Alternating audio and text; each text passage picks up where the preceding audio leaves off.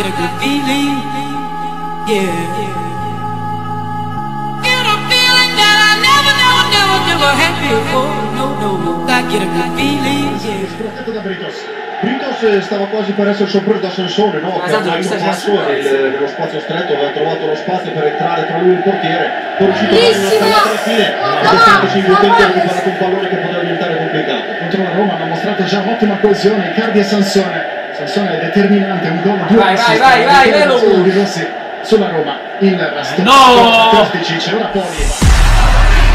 1-2 con Insigne che deve liberarsi di Poli. Vai Insigne! Di Romero, porca Contatto, Romero prova a girare De Silvestri. Ha chiamato la distanza di Insigne, il primo tiro in porta della partita. Sì, quanto basta la Sampdoria, no? Quindi chiude gli spazi. Vai! Napoli in area di rigore, ora rimane e concede il tiro da fuori, ci ha provato a prendere Lorenzo Insigne. Allarga ancora. Allarga. Vuole andare centralmente Amsic con il sinistro. Palla lì per Cavani. Controlla. Vorrei rivedere questa cosa perché Cavani sembrava leggermente al di là. Guarda, se la arriviamo. Da qui non capiamo. Giocatori come Insigne su no. C'è invece Casticcia ma recupera Insigne. Da Cavani.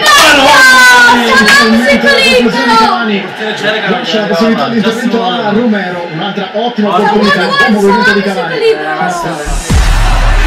Posizione in campo. Dentro per Insigne. Vai a fare il culo! Prendi in me!